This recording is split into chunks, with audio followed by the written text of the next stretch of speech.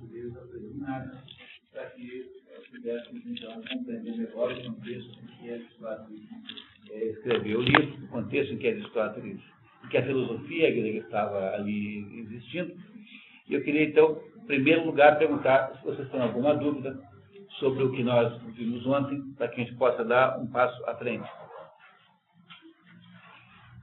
Vamos em frente? Vocês querem debater algum pedaço do assunto? Muito bem. Então, não havendo dúvidas, eu queria continuar do ponto que paramos ontem. Porque antes de entrar na política, era preciso que eu fizesse algumas outras considerações sobre a filosofia de Aristóteles, para que a gente tivesse, então, aí uma preparação adequada. Então, Aristóteles foi aluno de Platão durante 20 anos. Durante os 20 anos, eles, em um dado momento, se separaram um do outro.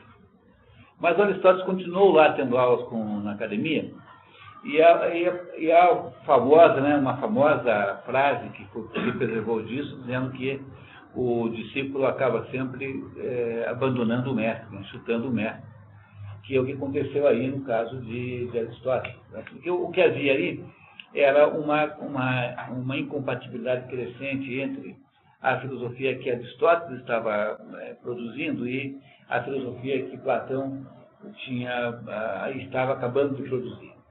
Então, para poder explicar a diferença das duas, eu acho que vale a pena aqui fazer um pequeno recuo até os pré-socráticos. Antes de Sócrates, houve uma série de filósofos na Hélade, e esses filósofos são chamados de pré-socráticos ou filósofos naturalistas. E a razão pela qual chamam-se naturalistas é porque eles são filósofos da natureza. A natureza, em grego, chama-se physis.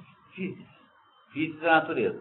Portanto, quando Aristóteles escreve um livro chamado Physis, ele está falando da natureza e não da física, como se fosse um livro aí do segundo grau. Tá? Então, para um grego, physis significa natureza e inclui tudo aquilo que nós chamamos de ciências naturais. Tudo, de física, química, botânica, biologia, zoologia, enfim, tudo que você chamar de ciências naturais modernas, geografia, são todas físicas. Quando o grego fala em física, ele está falando disso, não está falando de física no sentido moderno, que é apenas uma disciplina do âmbito das disciplinas, né, acadêmicas, em geral. É por isso que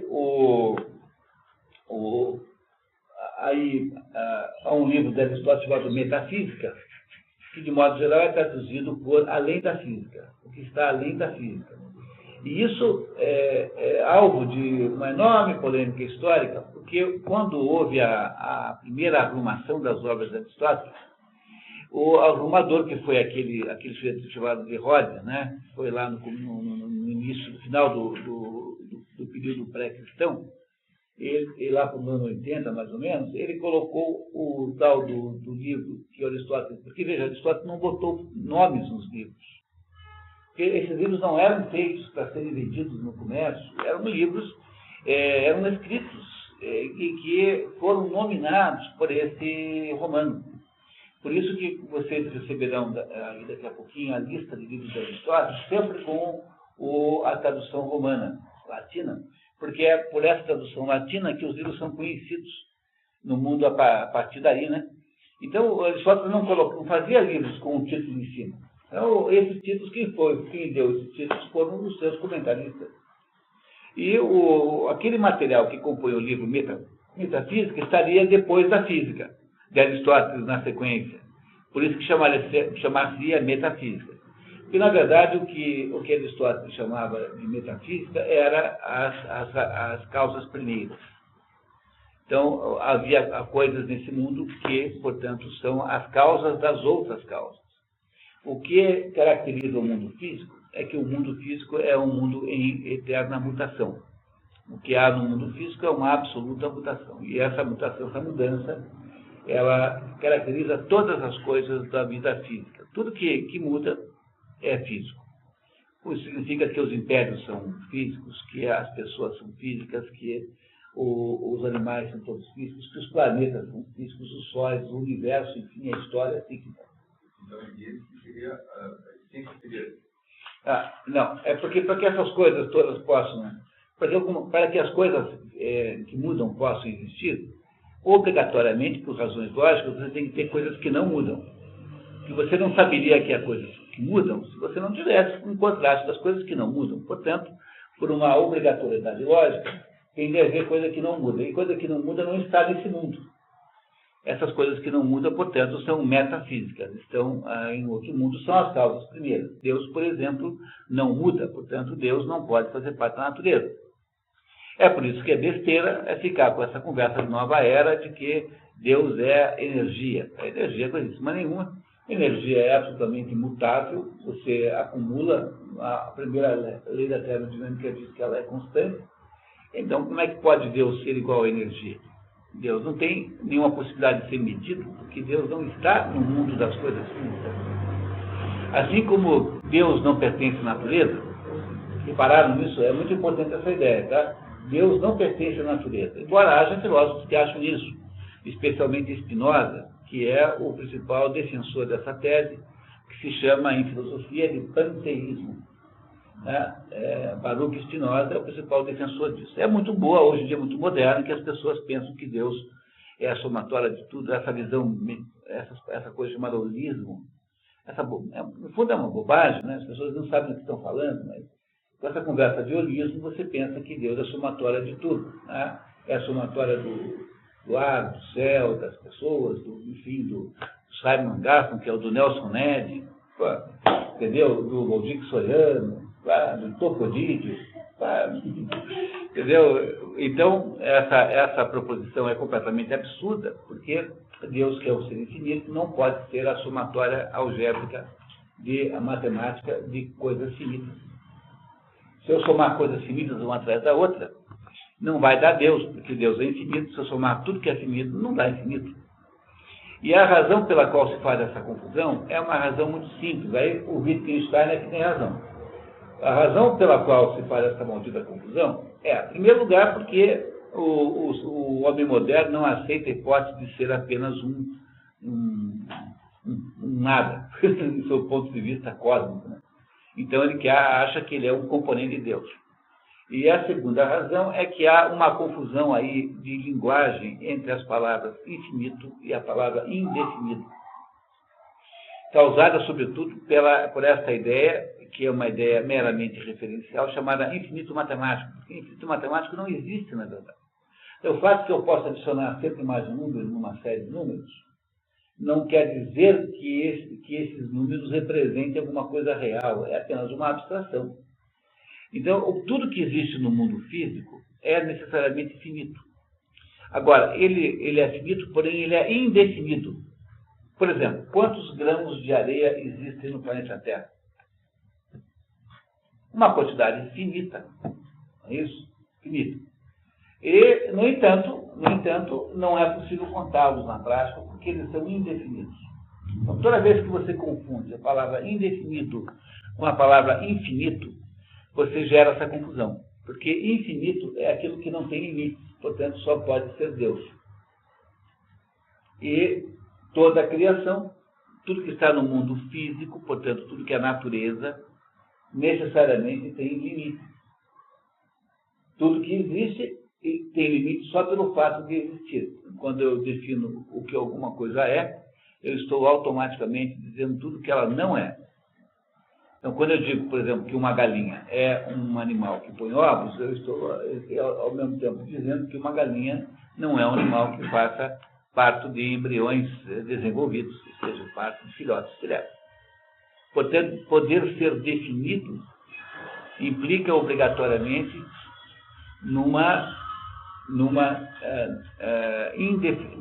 também numa limitação. Só se pode definir alguma coisa limitando-a. Como Deus não pode ser limitado de modo nenhum, os orientais costumam dizer que Deus é aquele que não é. É muito importante entender a sutileza dessa maneira de olhar. Porque se eu digo que Deus é isso, aquilo, ao dizer que Deus é isso, aquilo, eu estou excluindo outras coisas de Deus. Deus não pode ser de modo nenhum excluído, porque Deus não é excluído, né? não é excluído. Então, se Deus não é excluível, eu não posso, o que eu posso fazer? Eu não posso nem pensar nisso. O que eu farei? Então, eu vou simplesmente não definir nada. Então, a ideia que os orientais têm de dizer que Deus é aquele que não é apenas uma maneira sutil de dizer que não se pode falar nada de Deus, embora se saiba que ele existe. Então, essa polêmica que eu estou aqui apresentando a vocês, ela é uma polêmica anterior a Aristóteles e Platão, que havia dois pré-socráticos, Parmênides e Heráclito, que tinham a seguinte visão. Parmênides dizia o seguinte: olha, tudo é a mesma coisa, nada muda de modo nenhum, não há modo nenhum das coisas mudarem. Tudo é sempre a mesma coisa, não existe nenhuma espécie de mudança. Porque as coisas são ilusórias e o que existe sempre são as mesmas coisas. E o Heráclito dizia assim: olha, tudo muda o tempo todo. É impossível pisar 2 vezes o mesmo rio, porque na segunda vez que eu piso, o rio já não é mais o mesmo. Portanto, tudo muda o tempo todo. Essa polêmica entre essas duas abordagens é uma das mais velhas polêmicas da filosofia, porque ela gerou entre indivíduos e discípulos dessas duas correntes uma briga enorme. E essa briga enorme teve lances engraçadíssimos, como, por exemplo, Zenão de Elé, que era um discípulo de Parmênides, que para debochar dos discípulos de Heráclito, né, dizia assim: olha, não só as coisas não mudam, como a mudança é absolutamente impossível. E provava isso com um famoso paradoxo. Aliás, com vários, né? Mas o mais famoso é aquele. Entre o Valmor e eu, né, existem infinitos pontos. Então, toda vez que eu tento lá me aproximar do Valmor, eu tenho que correr a metade desses. Eu chego num momento, eu estou na metade desses infinitos pontos. Mas quando eu estou na metade desses pontos, daquela metade até o Valmor, ainda tem infinitos pontos entre os dois. E aí, então, eu tenho mais um infinito, eu sempre estarei devendo metade do infinito. Portanto, é impossível eu ir até o Valmor. Logo, o movimento não existe. Isso obviamente é uma... Não é um sofisma. Não é um sofisma porque, afinal, ele não tem uma má intenção, né? É um enigma que não é fácil você desmontar. Olha, Aristóteles teve um trabalhão para desmontar essa história, porque todo mundo sabe, obviamente sabe, que é possível ver o movimento, até que vocês vieram até aqui. Né? Então, não podemos negar que exista movimento. Mas há nisso uma espécie de armadilha lógica que facilmente faz você cair nela. Né? Quer dizer, onde é que está o problema desse raciocínio? Está na confusão entre infinito e indefinido. Porque, seja quantos pontos existam entre mim e o robô, eles somados vão dar esse de 1,5 metro. Compreenderam? Quer dizer, o que há aqui entre nós dois não é uma quantidade infinita de pontos, mas uma quantidade indefinida de pontos. Então, toda vez que você esquece essa diferença, você começa a delirar e começa a falar bobagem. Então, todas essas hipóteses sobre a infinitude do mundo são todas hipóteses que estão prejudicadas desde o início, porque, em última análise, só há como infinito Deus. Quando eu era criança, tinha uma argumentação que os moleques usavam no Colégio Paranaense, né, que era um colégio marista, onde eu estudei. Então, tinha lá aquele clima de missa toda semana. Então, tinha aula de religião, de catolicismo. Então, eu tinha o seguinte argumento: pô, mas esse negócio de que Deus é todo-poderoso, isso é uma besteira. Imagine, se Deus fosse todo-poderoso, Deus podia criar um Deus maior do que ele. E se autodesbancaria automaticamente. Esse é um argumento de menino, né? Porque Deus não pode criar um outro maior do que ele, porque Deus já é infinito. Então, há algumas coisas que não pertencem à natureza. Deus é a matemática. A matemática também não, porque 2 mais 2 é igual a 4, sempre. É igual a 4 para os Flintstones, para os Simpsons e para os Jetsons. Tá? Para todo mundo, não tem exceção. 2 mais 2 é igual a 4, também para Deus em pessoa. Deus não pode revogar 2 mais 2 é igual a 4. 2 mais 2 é igual a 4 não faz parte da natureza. Isso não é um elemento na natureza. A natureza fazemos parte, nós, os nossos utensílios, os nossos bens, todas as obras de arte que você tiver ligação, todos os prédios, todas as pontes, todas as coisas estão condenadas à morte. No entanto, Deus é matemática não, porque Deus é matemática não pertence a esse mundo. Claro que a matemática não terá muita utilidade fora do mundo humano, né? Mas ela em si própria não é um dado da natureza. E essa dúvida, então, era uma dúvida que havia entre esses dois. Veja como esses dois são... Veja como é complicada essa tensão entre Parmênides e Heráclito. Porque se você declara que que não existe mudança nenhuma, como Parmênides, você declara uma coisa que é profundamente autocontraditória, porque você faz isso justamente porque há mudança. Quer dizer, a razão pela qual você argumenta na direção de que não há mudança é porque você está frente a frente à mudança. Você está se autocontradizendo. Né? É como se você dissesse que você não é você.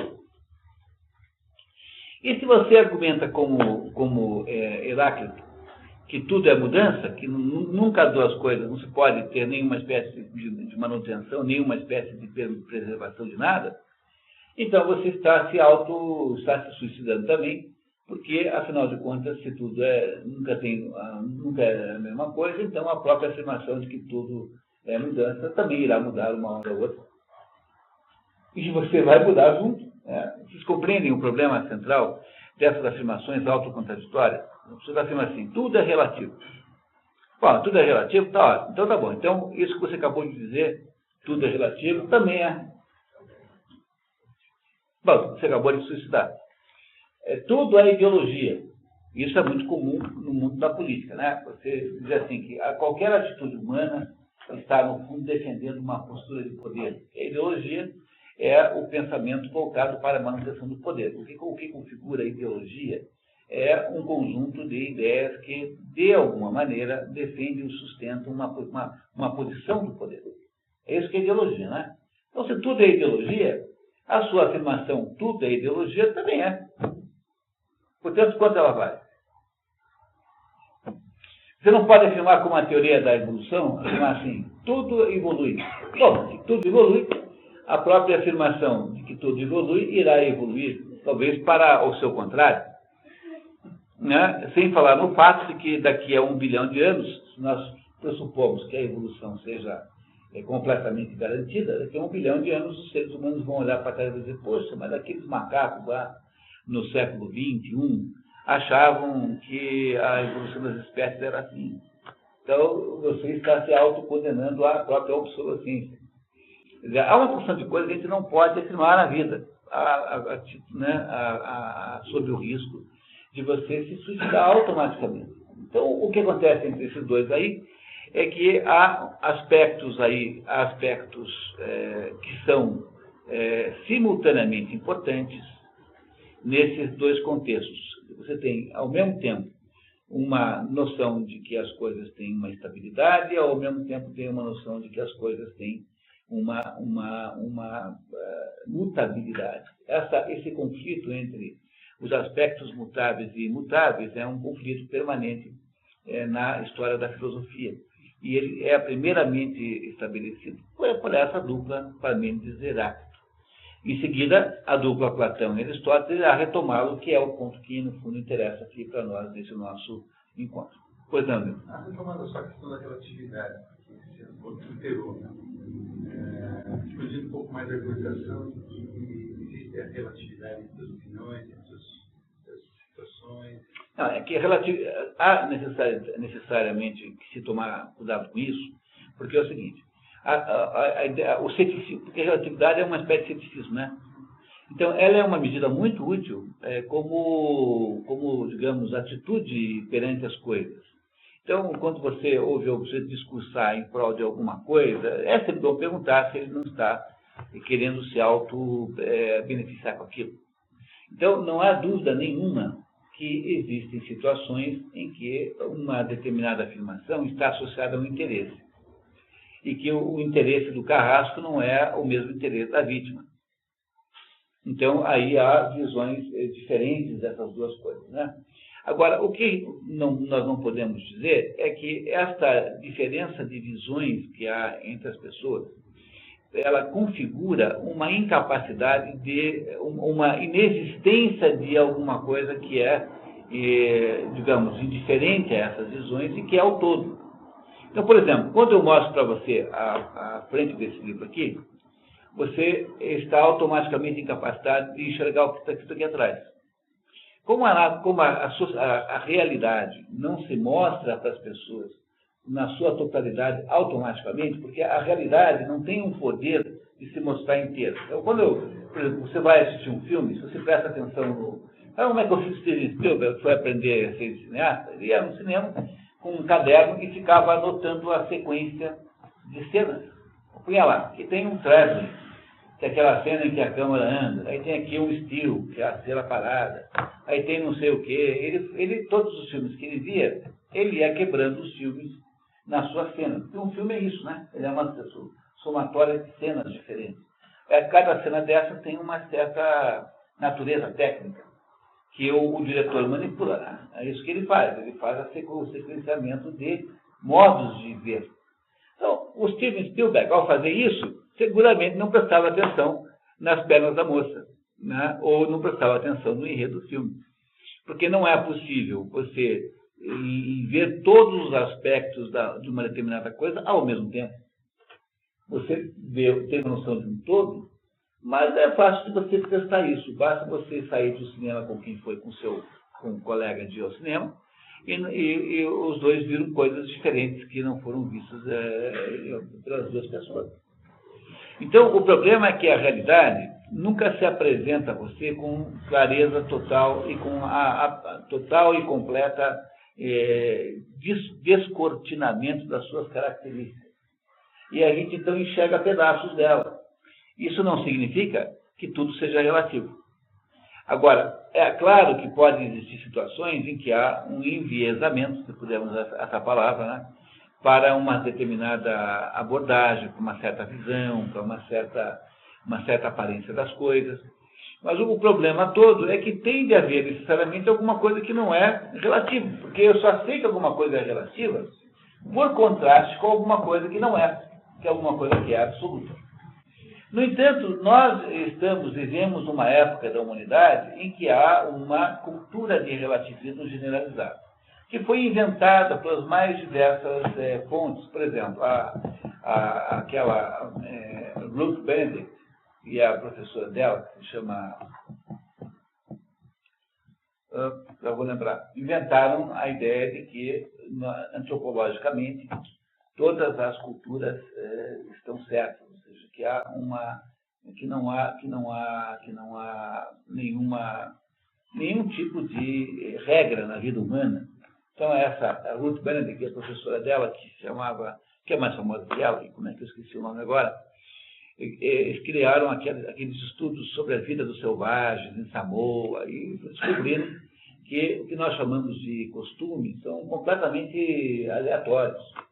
Então, essa ideia que foi inventada na antropologia por essas pessoas e que está também presente em todos os outros segmentos da pesquisa das ciências humanas, criou a ideia de que cada um tem a sua verdade, de que não há verdade nenhuma, de que não há nem bem nem mal, depende de você. Não há nada teórico, não pode haver nada teórico para a formação humana do que essa ideia. Essa é uma ideia que Aristóteles abomina. Porque Aristóteles diz assim, não é possível nós partirmos do zero, nós temos que partir de determinados dados axiomáticos. Então, Aristóteles diz assim, olha, todo ser humano procura o bem. Isso é uma verdade axiomática para Aristóteles. Ele não entra no mérito disso, porque eu não posso regredir ao infinito.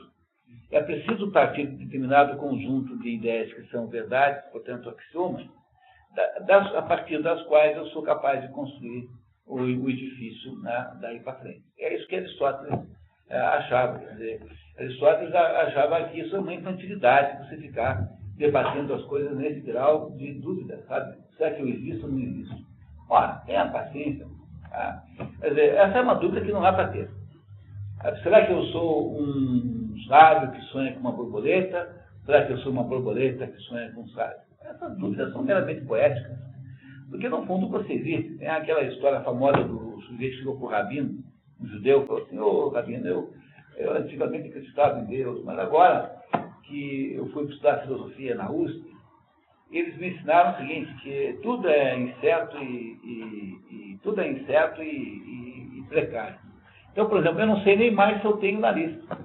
Aí o rabino deu-lhe um soco, um murro, com toda a força no nariz, assim: ó, então o que está doendo agora? Então agora está doendo alguma coisa? Se você está doendo alguma coisa é porque você tem nariz. Então, essa não... Só para conectar com a dúvida, justamente a causa maior, a causa da causa, né?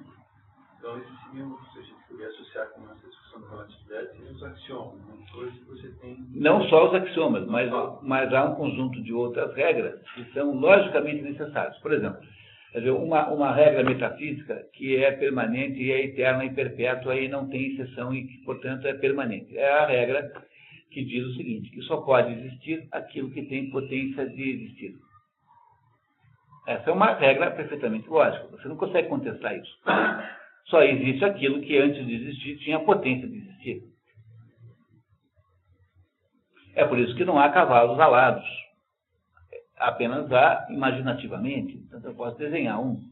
Mas não há cavalos alados na realidade, porque não há potência dos cavalos voarem. Dentro da essência, digamos, cavalar, não há a potência do voo. Também não há na essência masculina a potência da maternidade. Porque tudo que há nesse mundo, de certo modo, está delimitado, portanto limitado, e ao estar delimitado e limitado, obrigatoriamente nasce a partir de um conjunto de potências. E essas potências é que se manifestam, se atualizam, para falar em termos filosóficos, na realidade que todo mundo vive. Então, o que Aristóteles vai dizer depois no livro A Metafísica, que não é o livro de objeto aqui, é que existem coisas que não estão submetidas a essa lei da geração e da corrupção. Há um livro de Aristóteles com esse nome, aliás, uma das ideias para o grupo de leitura do primeiro semestre é fazer a geração e a corrupção, que é um livro de física, é um livro de descrição da natureza que Aristóteles tem, que tem aqui para tradução em português.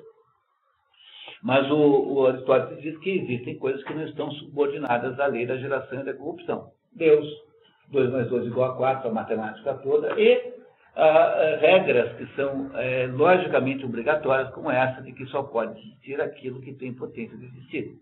Essa lei existe antes de existir o mundo. A comparação mais fácil de entender é você imaginar como funciona um jogo de xadrez. Já foram jogadas milhões de partidas de xadrez no mundo. Esses milhões de partidas de xadrez que foram jogadas no mundo, foram jogadas todas pelas mesmas regras, supostamente. Essas regras, no entanto, para que pudessem terem sido usadas nesses milhões de jogos, obrigatoriamente tinham de existir antes do primeiro jogo.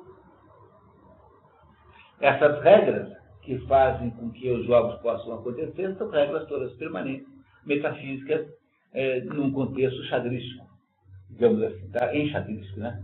No contexto enxadrístico são regras metafísicas. Se a gente pudesse reduzir o universo ao xadrez, então as regras metafísicas, a metafísica do xadrez são as regras e os jogos concretos são a física. Então, o que acontece aí é que você tem uma situação praticamente insolúvel, que não tem muito jeito de resolver, porque no fundo, mesmo quando a gente muda, de alguma maneira a gente permanece a mesma coisa, né? Quer dizer, veja, nós todos já tivemos 6 meses, temos aí agora 20 e poucos anos, e nesses 20 e poucos anos que todos temos aqui, nós continuamos sendo as mesmas pessoas. Né? Eu não era outro fulano quando eu tinha 7 anos. Eu continuava sendo eu, mas só que eu era diferente, né? Quando eu tinha 7 anos. Então, se é fato que eu mudo, também é fato de que de alguma maneira eu permaneço. Como é que Platão tenta resolver esse problema? Platão, então, cria uma filosofia toda em torno desse problema, que é a ideia de que o mundo, o que nós chamamos de mundo, são um conjunto de tentativas, são todas manifestações imprecisas e imperfeitas de um conjunto de coisas que são eternas e permanentes, que é o mundo das ideias e o mundo das formas, que está em algum lugar. Então, Platão achava que existia um mundo ideal, que nós já conhecemos, porque nós já o frequentamos, e que a nossa alma perdeu as asas, por isso é que veio para aqui, nesse mundo, nesse vale de lágrimas, como diz né, a Bíblia. E esse mundo é o mundo ideal, esse é o mundo que de fato existe. Para Platão explicar isso, ele conserva aquela peça literária que está na República, né, aquela imagem do mito da caverna, em que o que o homem pensa que vê o mundo é a imagem distorcida da sombra. Né? Então, para Platão, o homem mora numa caverna, olhando para a parede com uma fogueira atrás de si. De modo que o que ele vê são, na parede na frente, são as sombras projetadas nessa parede de pessoas que passam entre a fogueira e eles, e as costas deles. Penso que isso é real. Esse é o mundo que nós temos aqui. Aí está todo mundo acorrentado, ninguém consegue saber o que é de fato. No entanto, de vez em quando, alguém muito, muito diferente dos outros, que são os filósofos, como Platão, conseguem se desacorrentar e conseguem sair da caverna e ver como as coisas são de fato. Voltam e trazem notícia. Olha, pessoal, isso que vocês pensam que é assim é completamente diferente. Então, o que o filósofo tem como missão existencial é apresentar para essa gente enganada, que são as pessoas normais, como as coisas de fato são. Ou seja, é tirar o véu que está escondendo a verdadeira aparência das coisas, que só se sabe pela recuperação daquele modelo ideal que está em algum lugar que não aqui no mundo concreto e real. Portanto, para o platônico, há um mundo de enganos e de ilusões em que nós vivemos aqui. Essa ideia é muito próxima do cristianismo. Se você pensar bem, é muito próxima da ideia do hinduísmo, muito próxima do budismo. Quando um budista diz que nós vivemos aqui em Maya, né, ou em Samsara. Samsara é budismo, Maya é o hinduísmo. O que é que são essas coisas? São ilusões. Quer dizer, você sair do Maya é você parar de se deixar enganar pela ilusão. A ideia platônica é profundamente sintônica com a das grandes religiões, no sentido específico, né? no sentido lato, desculpe. Porque no sentido específico, que ensina o René Guénon, só há 3 religiões no sentido específico, que é as 3 religiões abraâmicas, que é o judaísmo, o cristianismo e o islamismo. Tem a mesma base abraâmica. No sentido lato, quer dizer, mais amplo, você tem as grandes religiões orientais também, que não são religiões como é o cristianismo. Vocês compreendem? É muito importante saber isso, lembrar disso, que o cristianismo é muito diferente do que o hinduísmo faz. Na prática operacional, no fundo, todo mundo fala a mesma coisa, mas o jeito de lidar com essa mesma coisa é muito variável. E aí, então, o Platão serviu imensamente para o adensamento filosófico do cristianismo, porque o que Platão dizia era absolutamente coincidente com o que Jesus Cristo dizia. Assim, vós não sois desse mundo, estáis nesse mundo, mas vós não sois desse mundo. É como se nós estivéssemos aqui exilados numa ilusão, exilados aqui numa grande farsa que nós mesmos montamos para nós mesmos. E que procurar a vida eterna é você sair dessa, vencer no caso do cristianismo, vencer a grande tentação da ilusão. É isso que é o cristianismo. O que é você ser um sujeito bom cristão? É você vencer a tentação da ilusão. O que é você ser um bom hindu? É você escapar da prisão ao Maya, ou seja, ao mundo do engano. Então, todas essas grandes religiões propõem, no fundo, uma libertação. Elas propõem uma libertação das aparências. Olha, o platonismo é essencialmente isso. Tanto é que quando Nietzsche resolve encrencar com a filosofia antiga, diz assim, o Nietzsche diz assim, o homem até hoje foi dominado por 2 tiranos, Jesus Cristo e Platão. Contra Aristóteles ele não tem nada. Mas ele acha que o homem é um bobalhão que fica acreditando nessas besteiras que Jesus Cristo e Platão contou, de que existe um mundo ideal que não é esse. Então o Nietzsche diz assim, bom, para poder se livrar desse envenenamento, né, é preciso que você faça totalmente ao contrário do que eles mandam. Por exemplo, se o cristianismo manda você ser bom, seja mal. Se o cristianismo manda você ser honesto, seja desonesto.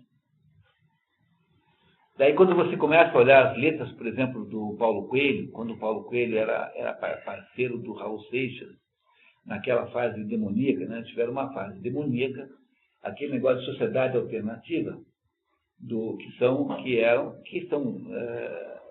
conteúdo é o Paulo Coelho que escrevia, as letras eram o Paulo Coelho e o Raul Seixas, que era... Não, o Raul Seixas era só um que queria curtir a vida, né? Não tinha nenhuma espécie de diabolismo. Né? Tanto é que, né, que... Não tinha profundidade no ponto. Ele nem entendia nada que tinha fazendo. Ele era um sujeito curtidor. O Paulo Coelho não. O Paulo Coelho era lá daquela ordem daquele maluco, do Alexei Crowley.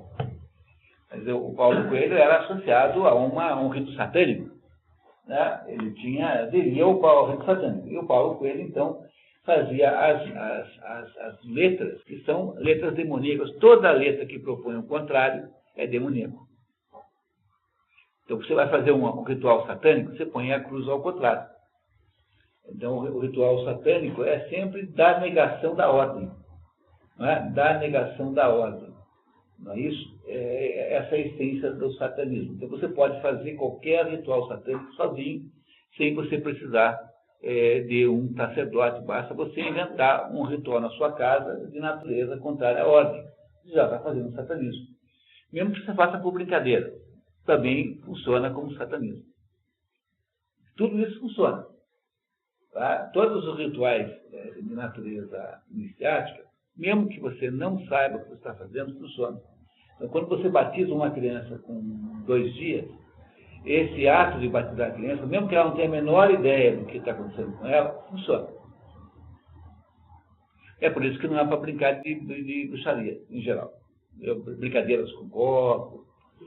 4 adolescentes na praia, apaga a luz, resolvem montar umas velas na mesa e ficar lá fazendo uma mesa Ouija, fazendo lá a invocação de espíritos. Tudo isso funciona. Mesmo que você leve na brincadeira, funciona. Então, o que com isso eu quero dizer é que, no fundo, eu estou voltando aqui, né, ao ponto central dessa conversa, né, é que há uma situação da vida humana, que são das coisas desse mundo, que é uma situação absolutamente tensional e insoluvelmente tensional. Você não consegue se livrar dessas grandes contradições. Platão aparece dizendo, então, que há, de fato, razão quem está certo é Parmênides, e, em princípio, embora, claro, que Parmênides era visto como sendo alguém de uma outra época, muito menos, né?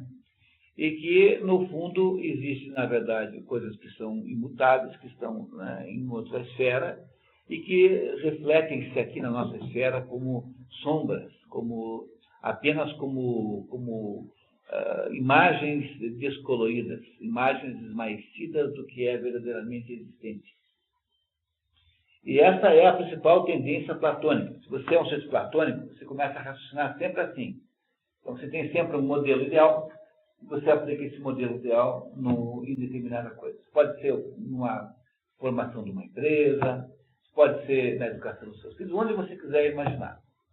E na prática nós fazemos isso o tempo todo.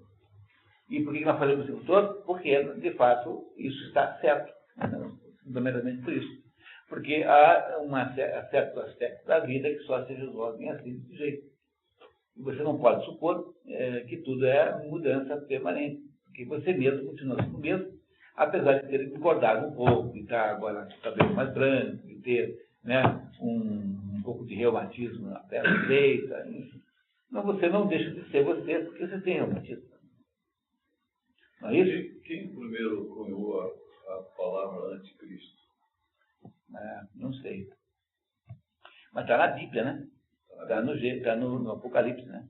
Agora, se isso veio antes dele tem alguma outra coisa, eu não sei, mas no Apocalipse, com toda certeza, está lá a ideia de anticristo.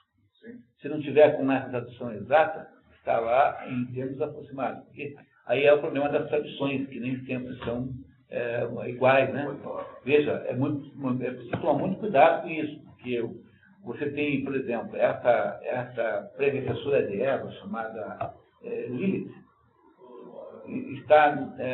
consta nas Bíblias protestantes e não, na Bíblia católica não tem. Na Bíblia católica ela é chamada parece como é que é, uma coruja, né?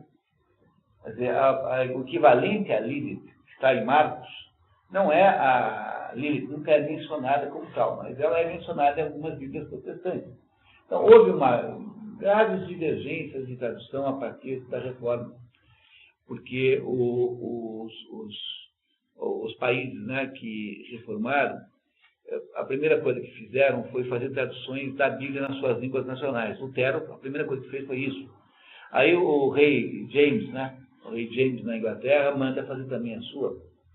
E essas traduções que são feitas nesses novos países, né, na formação das nacionalidades, são traduções que acabam estabelecendo a língua desses países. Então, o inglês que se fala hoje é o inglês do rei James. E o alemão que se fala hoje é o alemão de Lutero. Então, você tem aí até um efeito colateral muito bom, que é a homogeneidade da língua, né? A criação de um critério para a língua. Então, eu daqui a pouquinho volto, a gente continua a conversar com ele, né? Mas a ideia do anticristo é uma ideia logicamente necessária, porque se você tem Cristo, tem que ter anticristo. Se você tem subconsciente, tem que ter superconsciente. Eu não posso imaginar nunca o novo sem necessariamente imaginar o velho. Eu não posso imaginar frio sem ter a noção de quente. Eu sou obrigado a raciocinar sempre aos pares. Eu não tenho possibilidade de raciocinar sem ser assim. E tudo aquilo que existe implica obrigatoriamente e necessariamente na sua própria negação. É um dos sentidos número 2. Número 2, simbolicamente, tem ele. Tudo aquilo que existe implica logicamente na sua própria negação. O Fernando é o Fernando porque os outros são não Fernandos. Você se deu conta disso? Que tem um Fernando e há 7 bilhões de pessoas que são não Fernandos?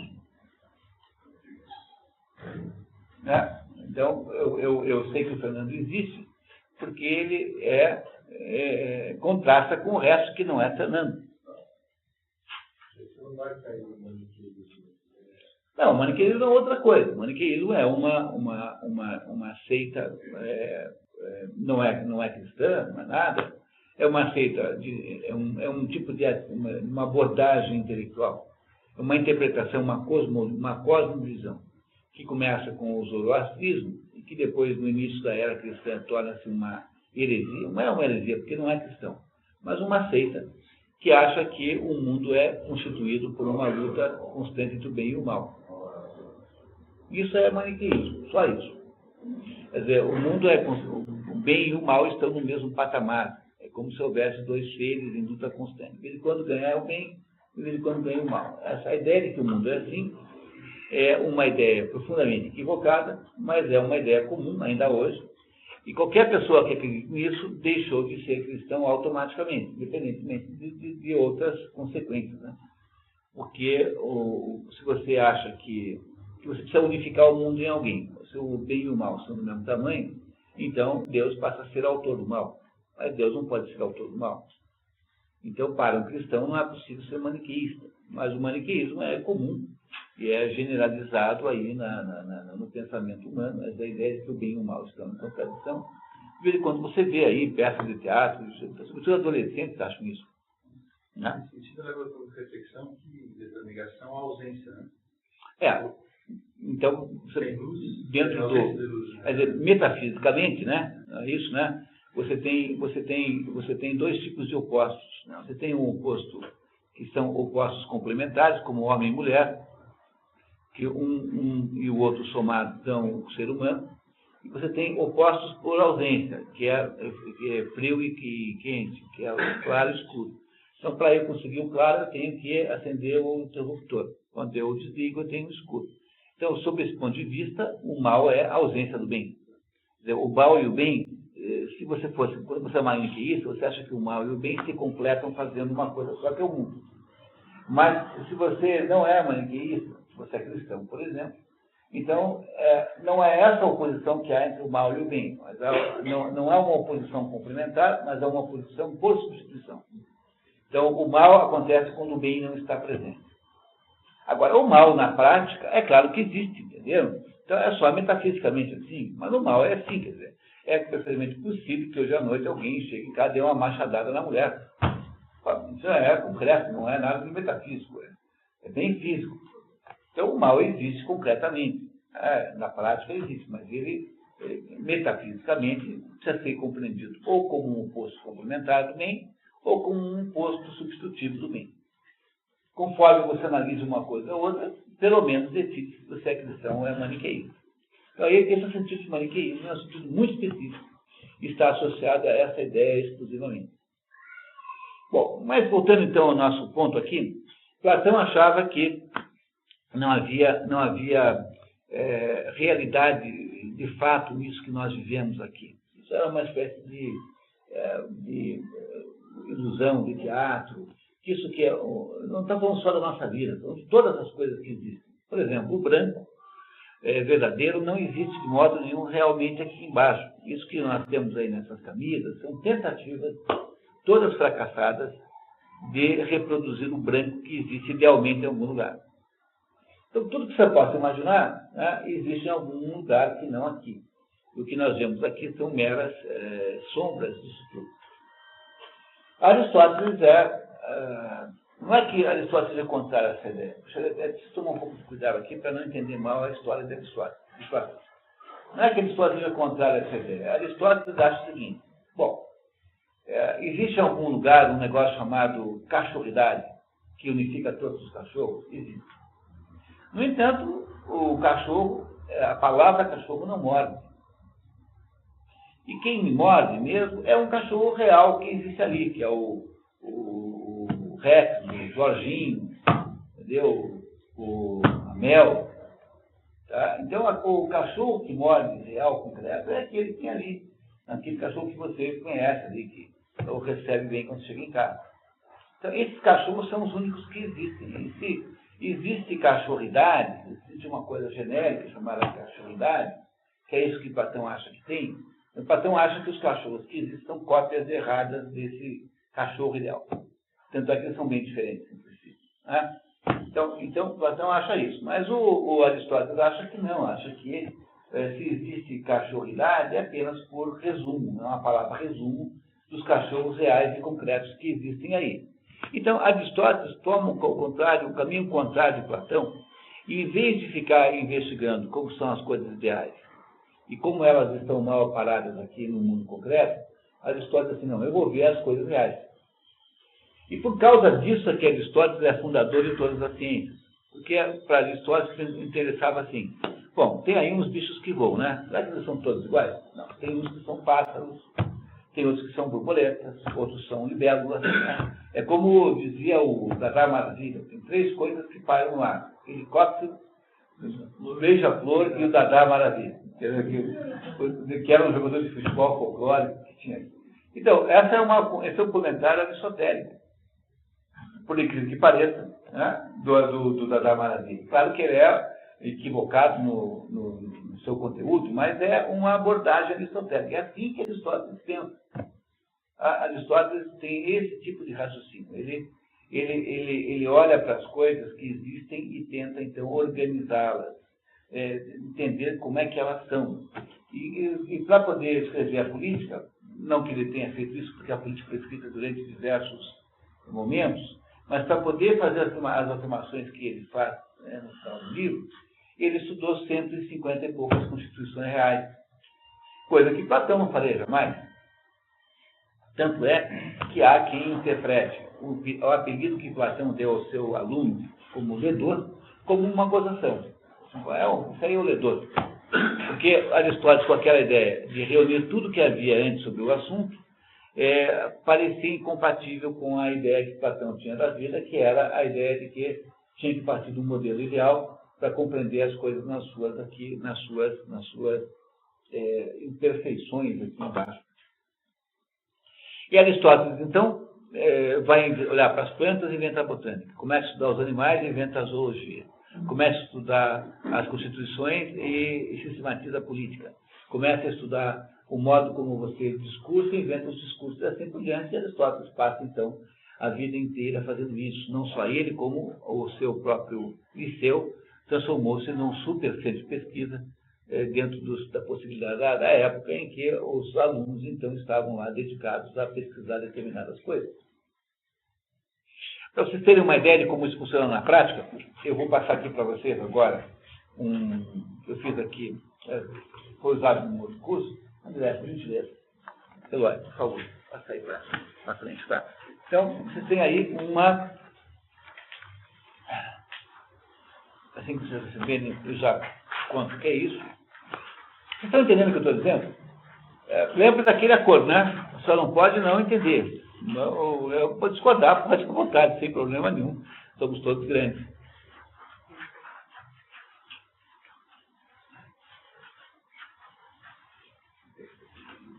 Por exemplo, Aristóteles, como é que ele raciocina o tempo todo? Ele raciocina assim. Bom, então, existe uma coisa que existe, antes de mais nada, que é a substância. A substância aqui, no sentido o que ele chama de substância? É um conjunto de forma e conteúdo, né? É uma xícara que é feita de cerâmica e tem a cara de xícara. Então, ele, quando fala em substância, não está falando em termos de conteúdo físico apenas, está falando em coisas reais, indivíduos reais, que podem ser vistos como tal. Então, a ousia é o conceito aristotélico de substância. Então, ele diz assim, a primeira coisa que tem é a substância. Ousia. Muito bem. Então, o que é a substância? É aquilo que na gramática, quando a gente vai para a escola, quando a gente vai estudar português, a primeira coisa que deviam contar para nós é que essas categorias gramaticais que existem aí em qualquer língua, todas têm um sentido, no fundo, têm um determinado papel, e esse papel foi estabelecido, foi pelo menos estudado por Aristóteles. Veja, o que se chama de substância é o que nós chamamos aí na escola de português de substantivo. Então, o que é um substantivo? Livro, óculos, caneta, gravador, mesa, isso são substantivos, são coisas que existem por si. Aí Aristóteles pergunta assim, bom, o que eu posso falar de uma coisa, de um substantivo? Que aspectos esse substantivo pode ter? Portanto, que predicamentos, ou seja, que características eles podem ter? Mas o predicamento é uma expressão escolástica, já é uma expressão muito, muito posterior. Aristóteles chamaria de acidente. Então, o que é? Uma substância pode ter vários acidentes, pode ter várias características que podem ser reparadas nela. Então, o que ele faz? Ele faz aqui uma listagem das características, chamadas categorias, que ele mesmo explica. Tá vendo? Primeira, quantidade. Em grego está ali, poson, né? Então, ele pergunta assim, possui alguma multiplicidade? E ele mesmo dá o exemplo, 4 pés, 5 pés. Né? Então, já vamos lá para a última coluna. Segundo, tem alguma qualidade? Qualidades tem. Branco, gramatical, os exemplos são aristotélicos, são tirados do livro Categorias. São do próprio Aristóteles. Tem alguma relação com outros seres? Dobro, metade, maior? Se uma coisa é o dobro, você está dizendo que é o dobro de uma outra coisa. Portanto, tem uma relação. Exerce algum efeito, essa coisa que você está falando, está fazendo alguma ação? Queimando, cortando? Ela sofre algum efeito? Paixão, né? Passivo, de sofrer, né? Passivo, paixão é de sofrer. Sofre algum efeito? Sendo cortado, sendo queimado? Está em algum lugar? No liceu, no mercado?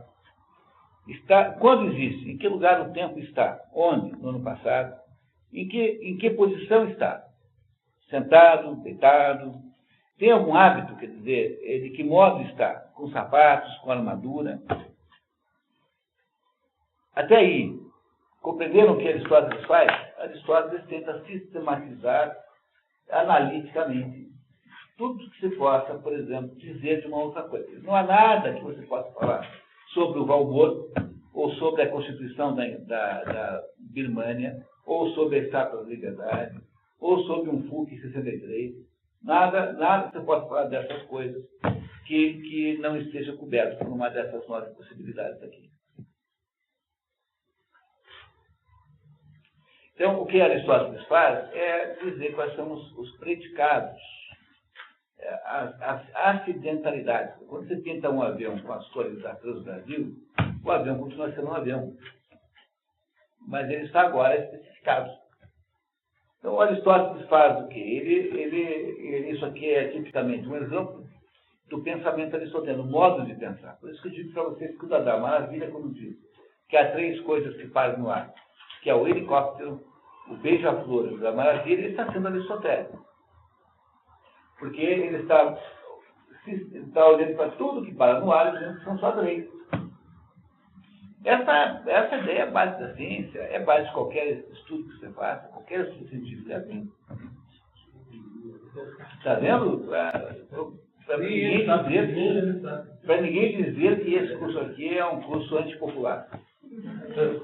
Não, curso elitista. Entendeu? Vocês entenderam essa ideia? Mas Aristóteles faz isso com todas as coisas. Então, quando ele falar daqui a pouquinho para nós o estudo da política, vai dizer assim, olha, há 3 tipos de governo. A monarquia, a aristocracia e a politeia. Né? Ou, como aí no caso aí do nosso livro, chama-se de república.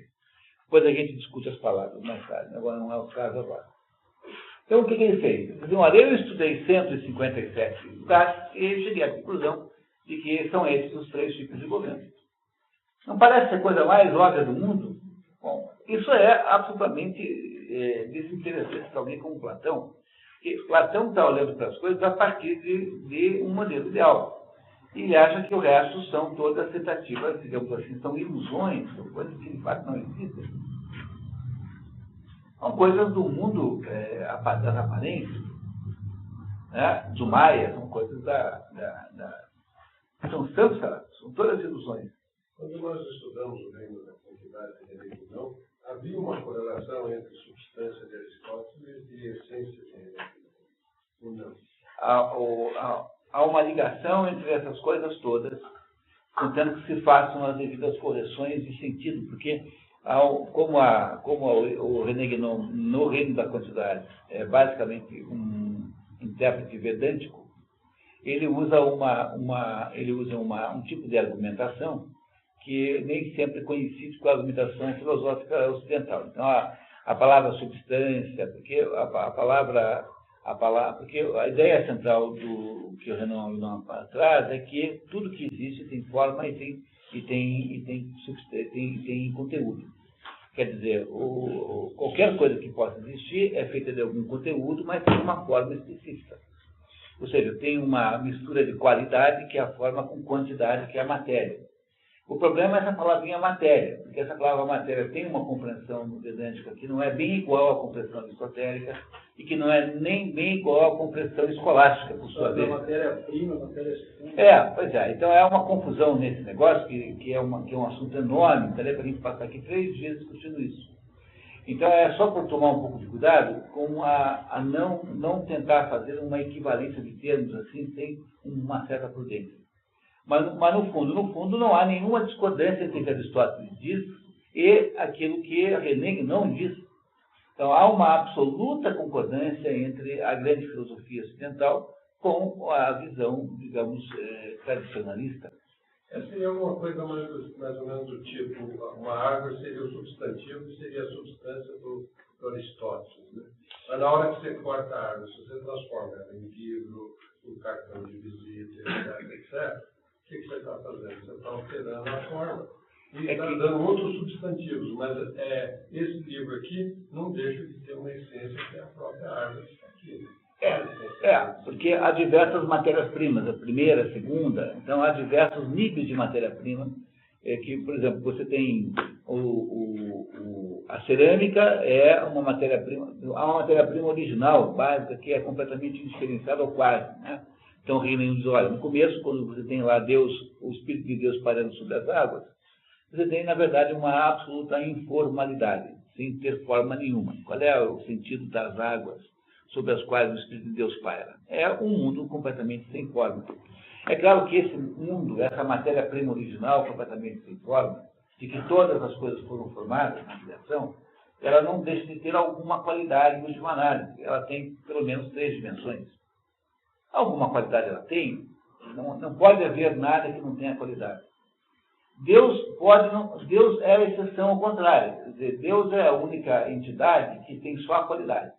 Deus não tem nenhuma quantidade. Porque ao ter quantidade, pressupõe-se a geração e a corrupção. Portanto, pressupõe-se a precariedade, a precarização do ciclo da natureza. Então, Deus só tem qualidade. Mas tudo que Deus criou tem qualidade e quantidade. E a quantidade de qualidade e quantidade é que varia conforme o tempo do ciclo. Quer dizer, durante o ciclo cósmico, que é o ciclo natural de renovação do mundo, vai havendo uma redistribuição dessas duas coisas. Então, o que acontece é que, na medida em que a qualidade vai se estabelecendo, as matérias-primas vão se tornando matérias-primas umas das outras, que é o que você acabou de dizer. Então, aquela matéria-prima chamada, sei lá, celulose, vira árvore depois da celulose. Nem sei se é para chamar a primeira celulose, sei lá o quê, não sei o que é. Uma célula qualquer vira celulose, depois vira livro, e depois vira não sei o quê, e assim por diante. Então, há uma sucessão de formas possíveis com a mesma matéria-prima, digamos assim. E essa sucessão de formas possíveis é o mundo manifestado. Mas esse é um assunto bem grande que a gente não vai conseguir debater aqui agora com a profundidade necessária. O que é preciso dizer só é que o Aristóteles parte das coisas que existem concretamente, reais, ali, verdadeiras, que podem ser contadas, e tenta compreendê-las como sendo a única realidade efetiva.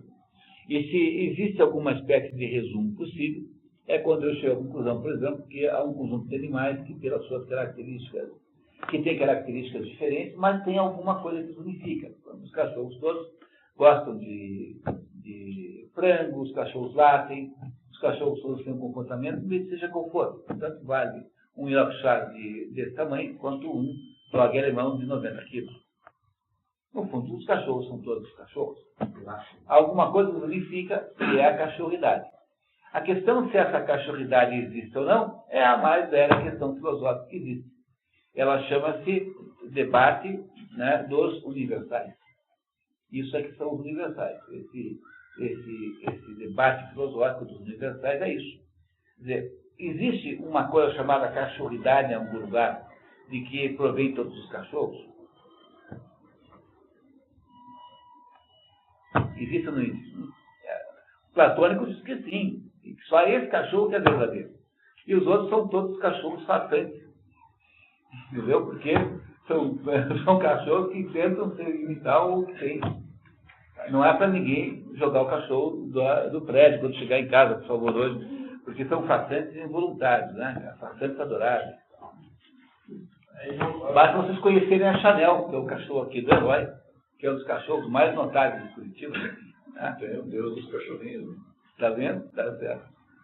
E por outro lado, se você for um aristotélico puro, você vai dizer assim, não, mas o que tem, na verdade, são os cachorros reais, porque só os cachorros reais é que fazem xixi na sala, que mordem, entendeu? Que comem biscoito. Esses são os verdadeiros, entendeu? São os reais concretos. E se nós chamamos isso tudo de cachorro, é apenas por força de linguagem, assim, por arrumarmos um resumo para esse conjunto de animais. E aí, quem é que tem razão? Essa é a maior de todas as antagonismos entre Platão e Aristóteles. Nós estamos falando só desse pedacinho, porque é o que interessa aqui para olhar para a política. Né? Mas há outras questões muito maiores que essa. E aí eu fico imaginando que a gente pode se descuidar, se escorrega e acaba caindo na discussão do a priori, né? Mas a questão da cachorridade. Mas só cuidado, hein, porque há uma outra distinção em filosofia, que é entre o realismo e o idealismo, né? Mas veja, o Platão não é um idealista no sentido kantiano. Porque o Kant diz assim, cachorro é alguma coisa que a nossa mente chama de cachorro.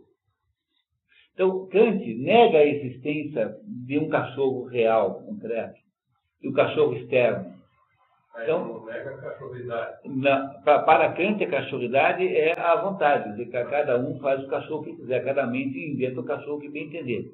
Platão não diz isso. Platão não é um idealista como Kant. Kant é que acha isso. Platão acha que tem um cachorro ideal que pode ser compreendido, percebido e descrito se você tiver a capacidade de voar até lá para ver. Então, se você for capaz de fazer esse esforço de ver, você pode ver qual é. Mas Kant não diz isso. Kant diz o seguinte, que o cachorro, porque Kant não é nem realista, entendeu? Kant diz assim, que esse nosso cachorro é uma coisa que a nossa mente, a partir das formas a priori, ou seja, a partir de um conjunto de esquemas que só a nossa mente tem, né, interpreta quando vê um determinado animal. Ou seja, que é uma arbitrariedade que a nossa mente faz para delimitar um determinado tipo de ser vivo que está aí fora. Então, tem que tomar um pouquinho de cuidado para não confundir, não achar que Kant é platônico. O que seria muito pior, achar que Platão é kantiano. Seria muito pior, né? Quer dizer, toda vez que eu penso no Kant, eu automaticamente lembro do Mr. Magoo. Mr. Magoo. O Kant é o Mr. Magoo da filosofia. É perfeitamente o Mr. Magoo. O Mr. Magoo é um sujeito sério que está lá conversando com o poste e pensa conversando com o presidente do Banco da Inglaterra. Não é assim, o Mr. Magoo? Então, o Mr. Magoo é um sujeito que vive a partir de ilusões que ele próprio... Não é isso? Isso, né? Quer dizer, o Kant é um sujeito que pensa, Kant pensa, né, que a nossa mente é árbitro da realidade. É o caso do filme lá, em São Paulo? É um filme kantiano, totalmente kantiano. O outro lá, O Segredo, a mesma coisa. São filmes kantianos. Qual filme? O Segredo. Não assista. Tá. Então, você compreendeu? Quer dizer, o Platão não é kantiano e tampouco o Kant é platônico. Mas esse é um outro também bem complicado. Mas o que eu queria ter contado para vocês é fundamentalmente isso, que Aristóteles parte de uma visão dos espécimes concretos e reais. E toda a obra aristotélica, então, é formatada em torno disso. É para isso que nós trouxemos para vocês aqui alguns comentários sobre a obra, que vai valer a pena a gente passar aqui os olhos. André, por favor. Ajudar. Ó, pessoal, olha, isso é para estudar o resto da vida, tudo isso, né? Vocês compreendem, né? Que aqui nós estamos só fazendo um passeiozinho para pelo menos entrar um pouquinho mais a fundo na política. Todo mundo entendeu isso, né? Não tem expectativa disso.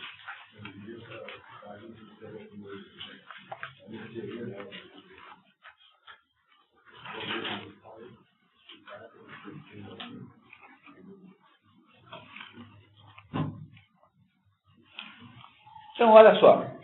Todos receberam o texto? Ainda não, chegou lá.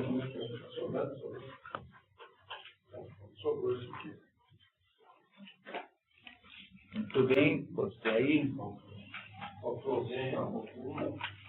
Faltou um? Então tá aqui, ó. Mas, por gentileza, quer passar ali atrás para o nosso colega ali? Aí. Todos têm? Então vamos lá, vamos atacar aqui. Comentário sobre o corpus aristotélico.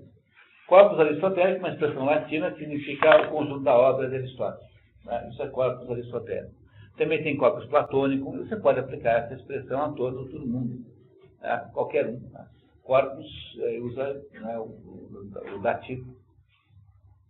Diógenes Laércio, na Vida dos Filósofos, que é um maior livro de referência sobre a vida de Aristóteles, é essa maior fonte de todas, assegura que Aristóteles tem escrito cerca de 400 obras. Na verdade, tem escrito é apenas uma maneira de dizer. No fundo, Aristóteles escreveu obras esotéricas, aquelas de divulgação geral, que foram perdidas. Esse é um romano, tá? Um romano que faz resolveu escrever a vida dos filósofos.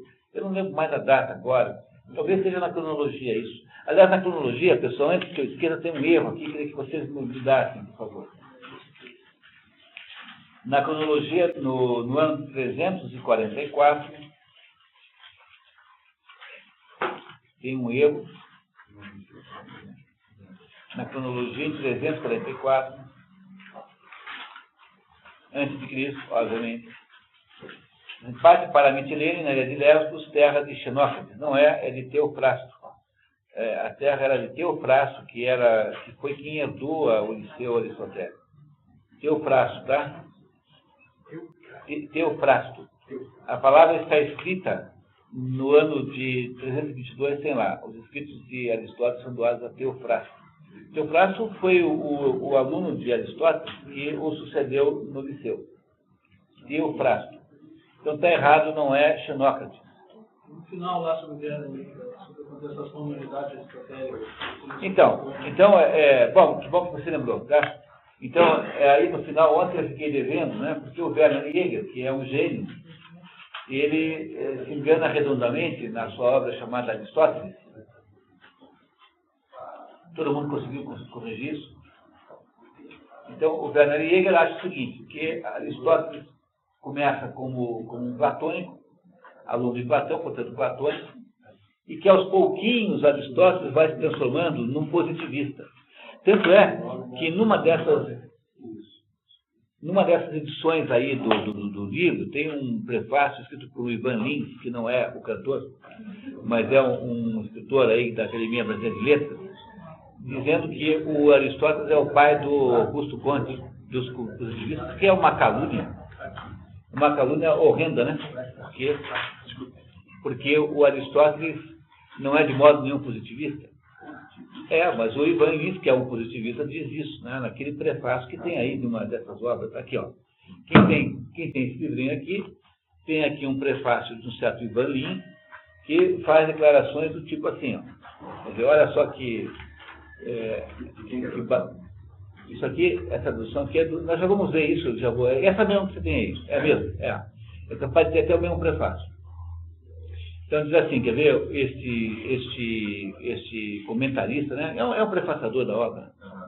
Assim, olha aqui, ó, pela amplitude do saber e pela força da generalização, Aristóteles foi o maior filósofo de todos os tempos, o príncipe eterno dos verdadeiros filósofos, como lhe chama Augusto Comte, seu êmulo do século XX. Quer dizer, para esse Ivan Lins, o Augusto Comte é uma espécie de reencarnação de Aristóteles.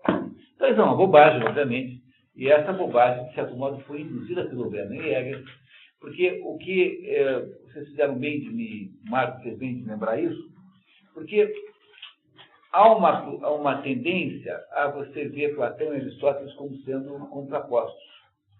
Como eu posso até ter induzido aqui nessa conversa preliminar. E outros para a Terra.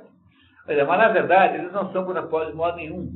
Porque o que acontece nesses dois é que eles fazem uma espécie de par perfeito no sentido de que eles demonstram, cada um ao seu modo, pela sua filosofia, que há, de fato, uma tensão insolúvel que nós não podemos jamais resolver. Que é o fato de que as coisas, ao mesmo tempo que mudam, permanecem, de certo modo, como são. E, ao mesmo tempo em que as coisas existem concretamente em si, elas também existem em termos de espécie. No fundo, os dois têm razão. Os dois têm razão por quê? Porque existe uma insolúvel duplicidade e ambiguidade na existência de tudo. Se por um lado nós somos todos, tudo existe como uma criação de como uma espécie, como um tipo específico, por outro lado, tudo vem aos indivíduos, né? Tudo vem individualmente, quer dizer, tudo vem assim, separadamente. Então, há, de fato, uma coisa chamada pizza, que é um tipo de comida que existe de alguma maneira, e ao mesmo tempo existem pizzas específicas, uma disso, outra daquilo, outra um tamanho, outra do outro. E há, de fato, essa ambiguidade. Quer dizer, o que há aí, há um engano central em imaginar que possa haver aí um repúdio central que Aristóteles teria feito a Platão, quando, na verdade, Aristóteles foi apenas olhar para o outro lado, foi olhar para outros aspectos da mesma coisa. E, no fundo, o que há é uma ambiguidade, uma duplicidade insolúvel. Aqui, ó. Esse e... O outro já tem. ok. Tá? Há uma ambiguidade insolúvel nas coisas todas que existem. Você tem, ao mesmo tempo, uma realidade e, ao mesmo tempo, há uma imanência e uma transcendência, ao mesmo tempo, em todas as coisas. Sejamos consideração da nossa primeira há dúvidas quando dessas ideias perfeitas, artísticas, e tem até a manifestação, depois só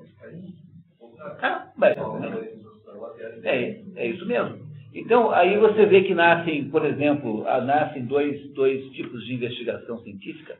A dedução, que nasce de Platão que vem de Platão, ou seja, da ideia para o particular, do geral para o particular, e a indução, que é tipicamente o método da ciência, em que é da avaliação dos indivíduos que você chega às conclusões. Mas, por outro lado, né, você facilmente, uma boa indução gera automaticamente em seguida uma natureza dedutiva, porque se você tivesse que ver todos os cachorros do mundo para afirmar como é que estão os cachorros, você teria a vida perdida. A Aristóteles é indutiva, né? A Aristóteles é indutiva, a filosofia aristotélica é indutiva, mas você basta fazer um pouquinho de indução para chegar a um aspecto dedutivo do qual você parte daí para frente.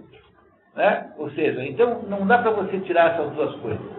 Essas duas ideias não estão em conflito, são apenas duas maneiras de olhar, são apenas dois reflexos da ambiguidade e da contradição natural que existe, insoluvelmente tensional, que existe em todas as coisas que existem. Tudo aquilo que existe está sob essa tensão de pertencer a uma espécie e ao mesmo tempo ser um indivíduo. Nós pertencemos a um grupo e ao mesmo tempo somos um indivíduo. A única diferença está se você parte de um lado ou do outro. Ora, partir apenas do lado platônico gera um mundo com uma certa tendência a uma abstração demasiada. Então, a aplicação dos conceitos platônicos puros ao mundo real concreto é perigoso. Porque, como diz Aristóteles, existem nesse mundo real concreto mais circunstâncias do que nós podemos entender. Então, Aristóteles é o primeiro sujeito que não acredita em matemática ao mundo, porque ele sabe que não é possível você reduzir tudo a fórmulas matemáticas. Os fenômenos físicos não são capturáveis por expressões matemáticas. Então, sempre tem um troço que não combina bem. Por exemplo, os mamíferos não voam, mas o morcego voa. Né? Não é isso? Os morcegos não põem ovos. Aí você tem os mamíferos não são venenosos, mas o ornitorrinco é. Não é assim? Os pássaros não são venenosos, mas tem um passarinho saindo na Austrália que é. Existem animais ambíguos, animais que são. Não é isso? É a própria ideia do vampiro. O vampiro é um ser ambíguo. O sentido simbólico do vampirismo. O sentido simbólico do vampiro é o sentido da ambiguidade. Se eu vou pensar bem, né? O que o vampiro é um ser ambíguo. Ele reflete a ambiguidade do morcego. Então, há uma imprecisão natural em todas as coisas que impede que você possa resumi-los a esquemas completamente precisos.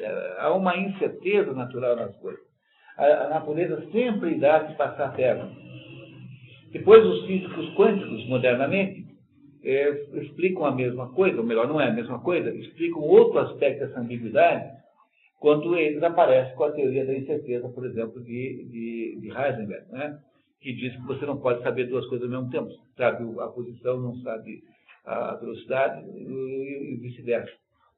Então, essas ambiguidades que existem em todas as coisas, que não são acessíveis, portanto, à sabedoria humana, nem pela via matematizante, é que fazem com que Aristóteles fizeram logo cedo ele tivesse, então, um enorme desinteresse pela matematização da ciência ou do conhecimento, que era o caminho natural que estava tomando a academia platônica pela própria escolha que Platão faz do seu sucessor. Então, Platão e Aristóteles não são realmente conflituosos, mas são, na verdade, apenas duas visões do fenômeno que é ambíguo por natureza. Se um fenômeno é ambíguo, ele permite mais de uma visão. Então, o morcego tem um componente pássarico, né? Pássarico, e tem um componente mamífero. Esses dois componentes, algum é mais importante que o outro? Não, os dois são igualmente importantes e relevantes. Essencialmente a conclusão que se deve tirar. Você está comentando aí, tudo tem exceção à regra. Pode ter uma regra, senão acaba matematizando tudo. É isso mesmo. Tá?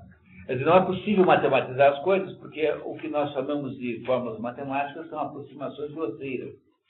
Então, quando eu estabeleço qualquer fórmula, eu estabeleço uma fórmula que é apenas capaz de representar a média do fenômeno, mas não o fenômeno inteiro.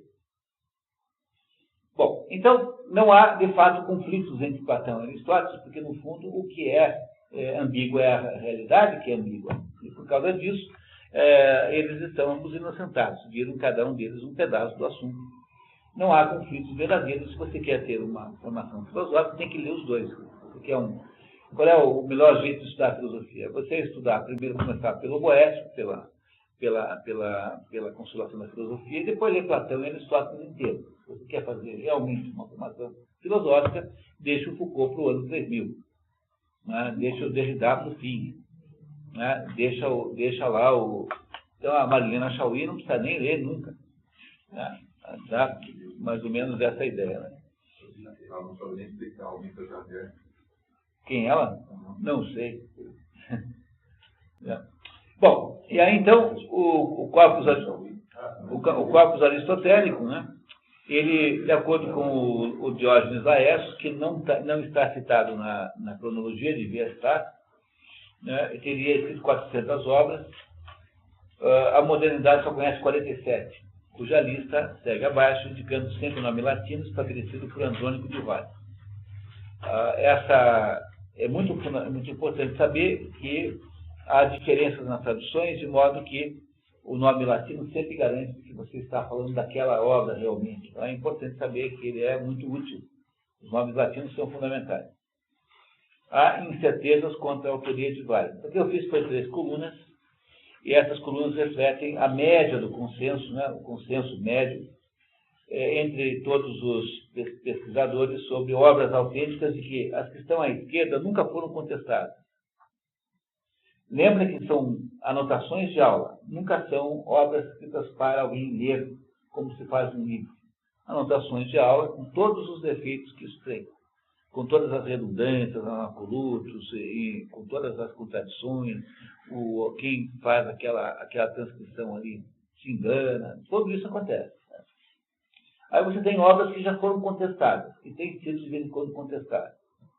E, por último, você tem as obras espúrias, que são consideradas espúrias, que são provavelmente de discípulos de Aristóteles, que não são de Aristóteles de verdade, embora sejam lidas aí frequentemente. Percebam que a obra política é a número 26 da primeira coluna, portanto, é uma obra incontestada. A política nunca foi contestada por ninguém, é uma obra de que se tem certeza da autoria. Sabe-se que ela não foi escrita por Aristóteles, não foi escrita pela mão dele, mas sabe-se que ela é o relato de uma aula, de conjunto de aulas que ele foi dando ao longo de anos no seu liceu. As primeiras aulas devem parecer muito com o que Aristóteles contou para Alexandre Magno, e as últimas aulas já são aulas, os últimos livros, né, já são livros muito mais evoluídos, porque já baseados na pesquisa de campo feita nas constituições reais, de que só se tem uma como remanescente, aliás, descoberta agora, muito cedo, muito pouco tempo, em 1891. Aí você tem no item 3, né, apesar do extravio da maior parte da obra, é consenso entre os estudiosos que as obras mais importantes teriam sido preservadas. E isso é a grande notícia do dia, né? Porque não há obras de Aristóteles de grande...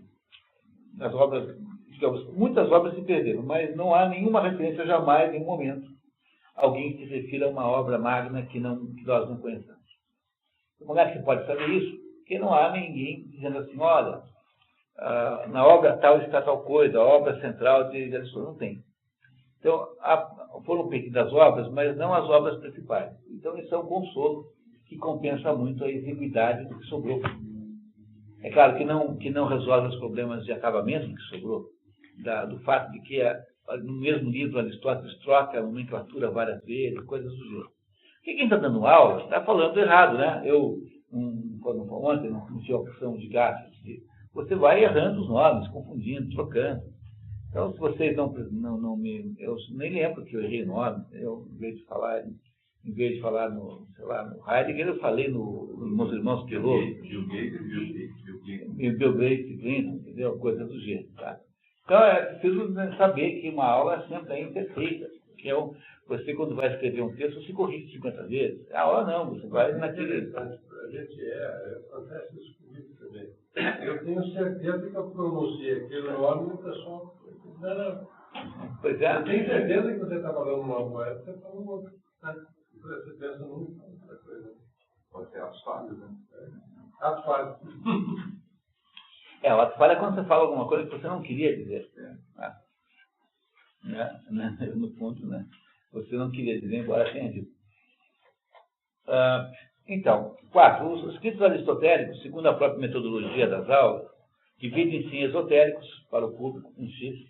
Eles só tem a Constituição de Atenas e tem alguns pedaços de diálogo, sendo que o mais importante deles é o Convite à Filosofia, que foi editado no Brasil junto com A Geração e a Corrupção. Então, no mesmo livro que tem A Geração e a Corrupção, tem lá o Convite à Filosofia, que é um diálogo platônico, né, entre aspas, quer dizer, o estilo de Platão que Aristóteles fez para explicar a filosofia. É um diálogo bem antigo. Todos esses pedaços, fragmentos de diálogos que existem, são todos antiquíssimos em relação às obras, né, científicas, digamos assim, que são mais recentes. E são em acroamáticos. Acroamático significa oral, ou esotéricos para alunos. Então, de manhã Aristóteles dava uma aula sem debate, ou seja, apenas expunha suas conclusões, e era isso que os alunos anotavam. É isso que é a maior da obra que nós temos. E à tarde ele fazia debates com o público, quem quisesse lá conversar com ele, como o Sócrates fazia na praça. E ele, então, dialogava. Para poder instruir os atenienses, ele fazia livros esotéricos. Aí, então, fazia com cuidados editoriais.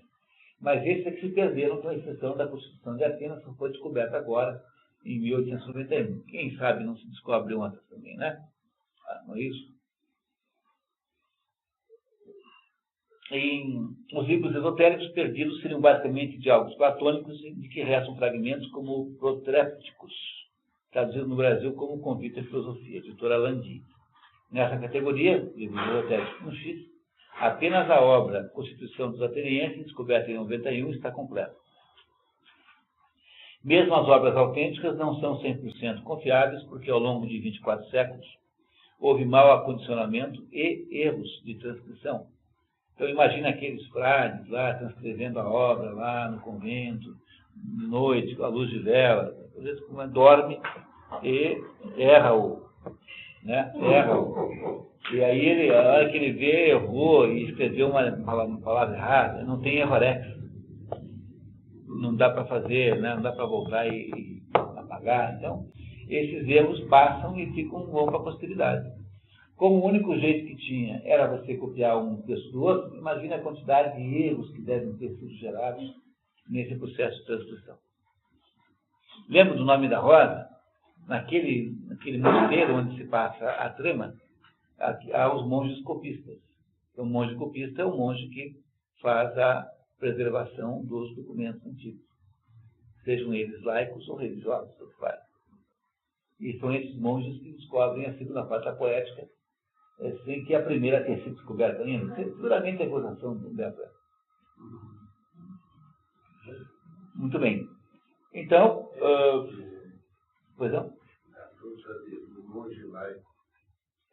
Os monges também, sobretudo no mundo escolástico, as obras de Aristóteles foram trazidas para dentro dos conventos com uma preciosidade.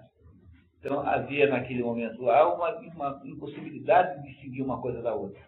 Porque essa ideia de que existe uma literatura religiosa separada da literatura, digamos, profana, é uma ideia renascentista. Para um homem da Idade Média, o saber é um só. Não há a possibilidade de você separar uma coisa da outra. Então, quem é que fazia lá a transcrição do que havia sobrado de Aristóteles? Eram os monges que faziam esse trabalho, só tinha esses monges. A primeira editora é inventada lá por 1500 por um sujeito chamado Alvos, de onde vem, aliás, a homenagem a esse, antigamente o PageMaker, que é esse programa de editoração, chamava-se Alvos PageMaker. Esse Aldo Manuzzi é um veneziano, que é o sujeito que inventa a editora. Até isso não tinha editora nenhuma no mundo. E não havia uma movimentação comercial de textos. Tanto é assim que houve, durante um dos episódios mais picarescos da Biblioteca de Alexandria, que eles queriam colecionar tudo, né? E foram colecionando tudo que podiam, até que descobriram que na Grécia tinha lá os originais dos dramaturgos gregos. E aí pediram emprestado para fazer cópia. Aí os gregos malandros, né, acharam que não era uma coisa meio perigosa você mandar lá os originais para Alexandria, lá do outro lado do mar. Aí pediram assim, não, nós deixamos, portanto, que vocês façam um depósito aqui, uma calção em ouro, não sei quanto e tal. Salgaram bem, né, a calção. Aí não tem problema, mandaram lá um navio com dinheiro, com ouro, e nunca mais devolveram, né? E felizmente não devolveram, porque depois, entre as diversas destruições sucessivas na Biblioteca de Alexandria, perdeu-se uma parte enorme disso, uma parte da história também foi perdida aí, e mais coisas que nem sabemos que existiram. Então, havia então o processo de reprodução de textos durante todo o mundo antigo era um processo por cópia com letra boa, né? Claro. Né? Os médicos, por exemplo, eram proibidos por lei de serem copiados. Tinha uma lei especial no Império Romano. Bom, além disso, há consenso entre os estudiosos que a autoria das obras é de discípulos dos Taginistas. Ninguém duvida disso, tá? Porque não são obras que têm aparência de não serem anotações de aula. Todas elas são assim. Umas mais, outras menos, mas todas são assim. E quando as que estão melhorzinhas foram editadas ao longo do caminho, aí, por isso, por aquilo. Então, o sujeito que fazia a cópia, não só fazia a cópia, mas uma editada no texto também. Fazia isso que a gente chama no Instituto Dela de copydesk. Então, há alguma contribuição aí no meio do caminho, né, de pessoas que fizeram essas modificações. E o Andrônico de Rhodes, compilador do século I a.C., com base numa ideia do próprio Aristóteles, divide a obra em 4 grupos. Aristóteles achava que havia 4 tipos de conhecimento. Havia o conhecimento teorético, que é o conhecimento da vida do filósofo. Né? A vida que o filósofo levaria é o bios theoreticos. Então, bios teoréticos é a vida do filósofo. O que é o conhecimento do filósofo? É o conhecimento das coisas tais como elas são, apenas para saber como elas são. Então, a vida teórica, né, teorética ou teórica, é a vida do filósofo, que é o conhecimento do mundo tal como ele é. Então, para o Aristóteles, um cientista que quer saber como é a estrutura do universo, de uma planta, como é que é a reprodução de um certo tipo de caranguejo, qualquer coisa, é um filósofo.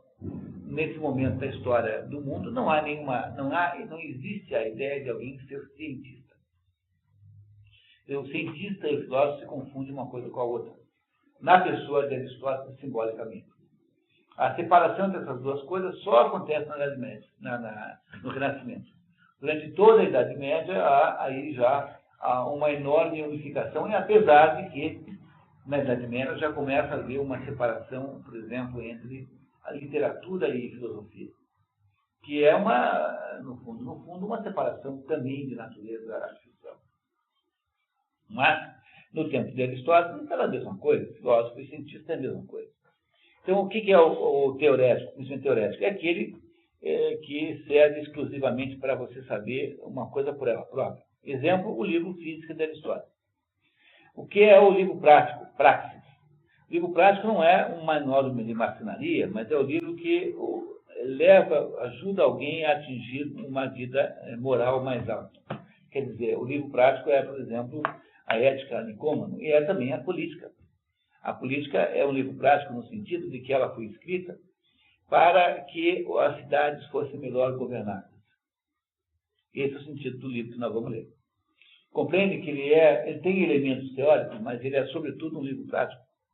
E essa é uma potente definição para que a gente entenda bem o livro que nós vamos ler. Aí você tem os livros técnicos ou poéticos. Poiese é produção, tá? Poiese é produção. Que são aqueles que buscam saber para fazer coisas. Aristóteles não escreveu nenhum livro dessa natureza. Pelo menos não sobrou. E é um manual de jardinagem, é um livro de receita. Não é isso? É o livro de como fazer amigos e conquistar todas as mulheres.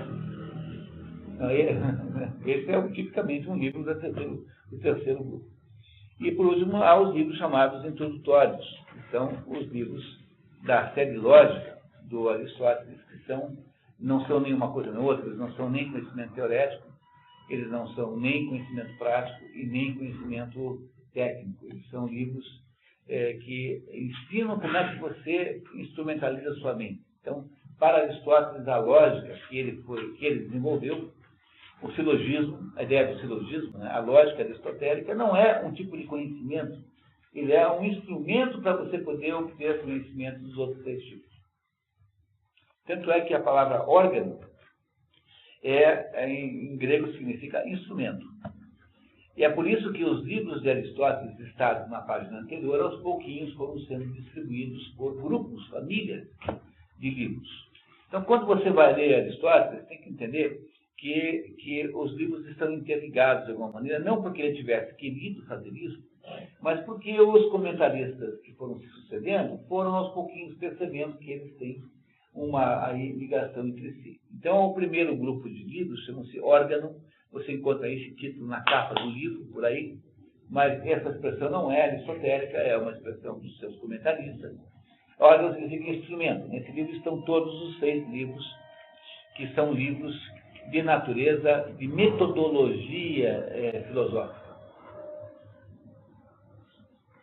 Aí você tem um conjunto de livros que são, de modo geral, chamados natureza, que são esses 5 ou 6 que estão aí, numerados conforme a lista anterior. Entre eles, por exemplo, meteorologia. Então, Aristóteles discute lá como é que é esse negócio de chuva, vento, etc. Depois há um conjunto chamado Parva Naturalia, que é o maior grupo de todos, em que ele faz estudos de natureza psicológica e biológica. Então, são esses, mais ou menos, esse é o conteúdo desse conjunto de livros. Depois há a metafísica, que às vezes é incluída dentro do natureza, né? Às vezes, né? Há os livros de conteúdo moral, Ética Nicômanos, que é o seu pai, o seu filho, Política, que é esse que nós vamos ver hoje, que é considerado uma continuação natural da Ética Nicômanos, Ética Eudêmica, que é uma versão, considerada uma versão mais antiga da Ética Nicômanos, Constituição de Atenas, da Economia, embora a da Economia seja um livro considerado duvidoso, não é um livro garantido no Aristóteles, Moral Maior, Magna Moralia, e das Virtudes e dos Vícios, que é tido como espúrio. E, por último, tem os livros que lidam com o discurso humano, que seria um assunto importantíssimo, mas nós não podemos lidar com ele hoje. Vamos ver, na primeira chance a gente fala dele. E, por último, então, você tem aí um comentário, que é a obra aristotélica, nunca foi traduzida totalmente no Brasil e em Portugal, mas está em curso notável, iniciativa lusitana, para traduzir toda a obra a partir dos originais gregos, incluídos os textos tidos como espúrios.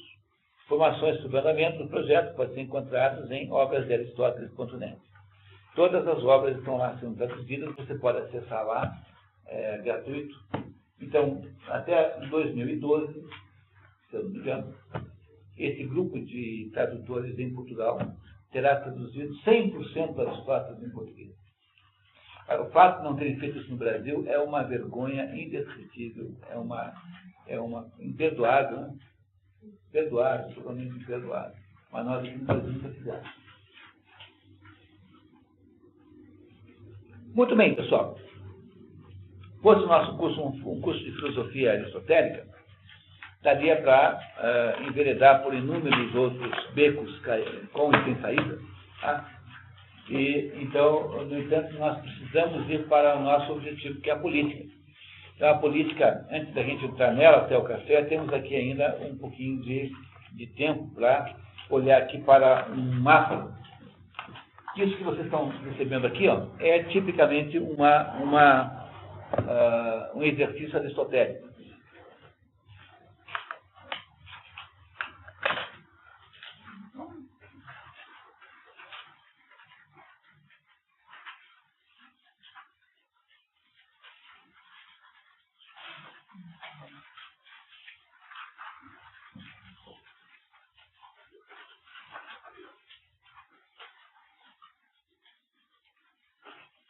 Então, isso aqui é digamos, aquilo que você tem que fazer toda vez que você vai estudar um assunto.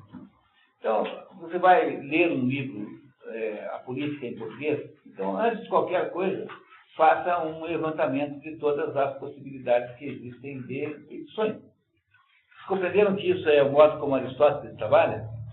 Entenderam que isso aqui é aristotélico?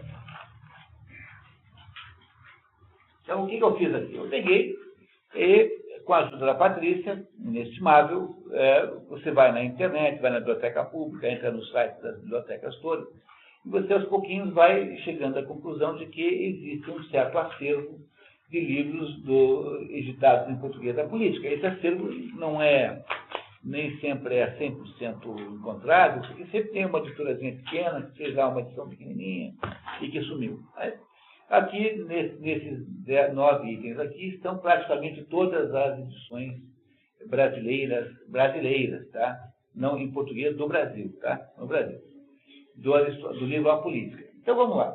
Então, a primeira edição mais velha que se tem notícia é essa da editora Atena.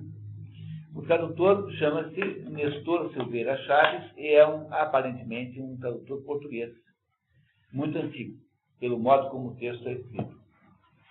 Há várias edições dessa tradução, estão aí citadas nas edições, e sobre ela a dizer que pertence à coleção Biblioteca Clássica, e tudo indica, embora não esteja dito em lugar nenhum, que essa obra foi traduzida do francês. Esse já é um problema, porque quando você traduz uma língua intermediária, você perde algumas nuances. É o caso das traduções de Dostoiévski do francês que fizeram aqui no Brasil o tempo todo. A língua russa tem uma determinada característica que se perde quando você passa pelo francês. O francês adocica um pouco, né? Então, isso é um problema, mas às vezes não tem solução, porque essa é a única maneira de ler. Agora, é uma vergonha fazer isso para grego, porque se fosse assim para, sei lá, para copta, para não sei o quê, para birmanês, bom, dá para você imaginar que só tem um sujeito no mundo que fala Volapük, sei lá o quê, entendeu? Mas grego é uma vergonha, porque até 50 anos todo padre sabia grego. Qualquer pessoa que fizesse curso de letras estudava grego. Então, é uma vergonha você não ter isso. E reparem que, como eu não consegui encontrar edição mais velha que essa, então significa que é o primeiro ano, que é a primeira vez no Brasil que se ofereceu ao leitor comum uma tradução da política em português foi no ano 50, portanto, há muito pouco tempo. Bom, a partir dessa... a segunda tradução que se tem notícia, pela cronologia, é essa aí, da editora Emos, Torriere e Guimarães, que é comentada desfavorável. Não sei porquê, eu não a conheço, tá? É possivelmente também do francês. Está disponível nas livrarias. Você encontra a tradução do Torriere e Guimarães na editora Emos. Você tem em seguida uma tradução da editora E de Ouro, que entre as diversas incompetências é incapaz de botar data nos livros, o que é o primeiro dos absurdos, né? Você editar o livro e não botar data é o fim da picada. Porque o livro tem sempre um componente histórico, né? Então tem aqui, ó, essa edição é de 88, uma das poucas que tem data, mas seguramente não é a primeira. Não é a primeira, é a 15ª edição em 88. Quando é a primeira, ninguém tem a menor ideia desse mundo. Mas provavelmente é depois da outra, até pela data de fundação da E de Ouro, e porque a tradução é a mesma, o tradutor é o mesmo. Esse Nestor Silveira Chaves aqui, e é uma edição com várias reimpressões. Ela é do francês, provavelmente, tem muitos erros de revisão. Aí o que acontece? Os revisores modernos vão olhando o texto antigo, e como eles não entendem determinadas características linguísticas do texto antigo, eles mudam achando que é erro. Então, existem trechos aqui que são completamente contraditórios com o que Aristóteles ensinou. Eu posso até procurar para vocês alguns engraçadíssimos aqui, que são dignos de piada mesmo. Tá? Então, tem esse problema sério, que é um problema gravíssimo. A edição inadequada para o estudo. Como é que você vai estudar com um livro desse aqui que não tem margem para anotar? É uma edição muito ruim, a letra é muito pequena, a distância das linhas é ruim, se você tiver com a vista fraca já lê mal. Quer dizer, é um tipo de livrinho porco, né? Vamos falar bem a verdade. Né? Mas tem a apresentação positivista do Ivan Lins, desse Ivan Lins, que é uma bobagem, e tem, no entanto, notas boas, que não saíram aqui. As notas atrás são boas. Então, o grande mérito desse livro aqui, se alguém quiser comprar esse, é ter atrás 320 notas, que ajudam a entender alguns aspectos do livro. Então, é um livro mais para você procurar como dicionário do que propriamente para ler. Aqui, a política da Edioro. Essa Edioro que sempre escreve assim, que os livros dela são inigualáveis. Aqui não tem mais. São inigualavelmente errados, ruins, né? Quando é um livro bom de Edioro, a gente quase manda telegrama para ele. Há uma outra edição da editora Scala, mesma tradução, que também não se sabe quando foi a primeira, há várias reimpressões, coleção Mestres Pensadores, traduzido francês, edição paupérrima em papel jornal, custa R$ 4,50, também está baratinho, né? Você compra nas editoras. Na verdade tem duas, tem uma ruim e uma pior ainda. E a ruim ainda tem o prefácio do Ivan Lins e as notas. Tem uma pior ainda, que não tem nem o prefácio nem as notas. Então, essa editora Scala também aposta no mercado assim, de livros baratos. Não comprem essas coisas. Entendeu? Faça uma economia, peça um empréstimo no banco, compre um livrinho melhor. Aí você tem, finalmente, em 85, o livro que é o melhor texto de todos, que é esse aqui. Esse aqui, aliás, pertence ao nosso colega Alexandre. Esse livro aqui, infelizmente, era, em princípio, o livro que nós leríamos, mas ele não está esgotado, não tem como para comprar. De vez em quando aparece num sebo um e outro. Você encontrar, sair correndo. É a única tradução em português direto do grego. E ela é traduzida pelo Mário da Gama Curi, que é um grande helenista, que é tradutor do teatro grego. E ela é muito bonita, muito bem feita, muito bem caprichada, tem boas notas.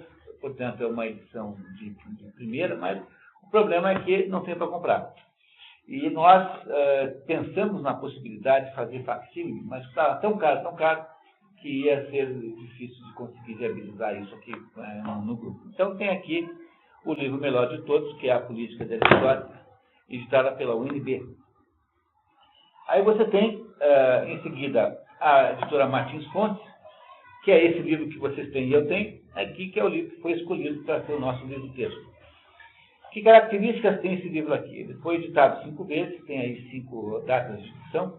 Alguns de vocês têm a edição de 2002 e outros têm a edição de 2006. Há 2 edições aí que foram distribuídas, porque não temos os livros da mesma edição. Todos novos, né? Mas edições diferentes. Então, o texto é idêntico, não há nenhuma diferença. Só a capa que muda. Tá? Então, a minha edição aqui é de 2002. Os que são assim é 2002. E os que são assado é de 2006. É isso? Ou melhor, esse aqui, não, acho que o meu é de 2000. Desculpa, o meu é de 2000. Os que têm a capa igual a esse, que receberam igual a esse, é 2002. E os que têm a capa com a âncora são de 2006. Só muda a capa, o conteúdo é o mesmo. Não tem nenhuma diferença. Bom, essa edição aí tem que características, né? O que ela tem de notável é o seguinte: quando você vai ler, pega o livro do Mário da Gama Curi, que é a transcrição total de como está na compilação oficial das obras de Aristóteles, você descobre que o tempo todo ele volta atrás do mesmo assunto, faz repetições, a leitura torna-se um pouco difícil, porque, como vocês já sabem, ela é um conjunto de notas que nunca foram corrigidas, nunca foram resumidas.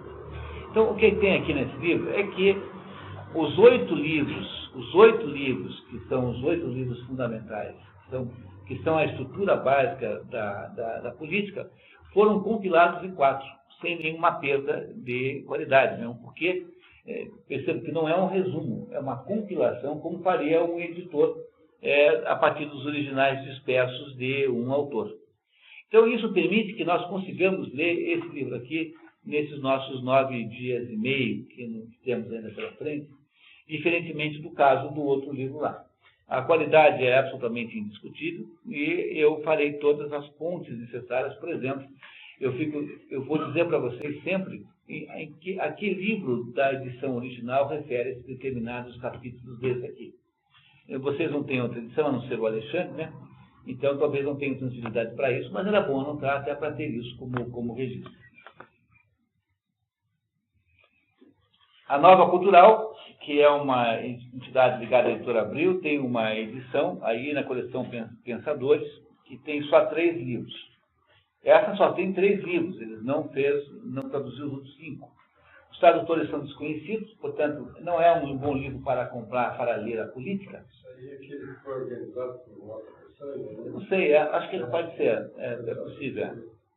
Mas tem uma grande coisa esse livro. Primeiro, custa assim R$10 nos secos, R$8, é um livro bom de comprar, porque é baratinho. Segundo, ele tem, além de ter a política, tem a poética, traduzida também, e tem as refutações sofísticas, traduzidas pelo Pinharanda Gomes. O Pinharanda Gomes é um grande intelectual português, um especialista em filosofia grega em Portugal, que deve ser eu não a li, mas deve ser uma tradução magnífica das refutações sofísticas. E há também ali um prefácio apócrifo que tem muito valor, embora não saiba quem o escreveu. Por último, tem a Martin Claret, que tem lá uma tradução a que se dá crédito a essas 2 pessoas, que está aí no mercado desde 2002, é uma de qualidade duplamente discutível, livro de bolsos, é barato, mas a gente não deve, em princípio, comprar livros da Martin Claret, porque isso é picaretagem em pessoa. Então, sabe-se lá o que é que eles fizeram aí com essa tradução. E no número 9 tem essa Edipo, ressuscitando a velha tradução do Nestor Silveira Chaves, que também é disponível nas livrarias. Quer dizer, olhando então para, digamos, substituindo, né, ou melhor, sacrificando a metafísica do desejável no altar da geometria do possível, acabamos ficando aí com essa tradução da Martins Fontes. Tá? Seria melhor, talvez, a do Mário da Camacuri, mas a gente não consegue viabilizar por causa da falta de cooperação que há na indústria editorial brasileira. Então, feito isso, então, nós começamos a ler o livro, mas isso faremos daqui a 10 minutos, depois do nosso café, se vocês não se importarem. Tá?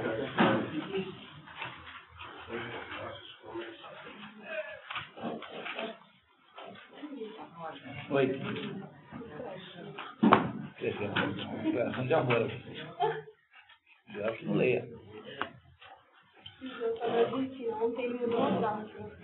Ah, é? Já foi embora? Ah, é? Já. Tá bom. Que bom, então eu posso exagerar aqui, porque pelo menos durante um ano ele não vai me bater. Não vai querer me suar, tá certo? Oi, meu Deus.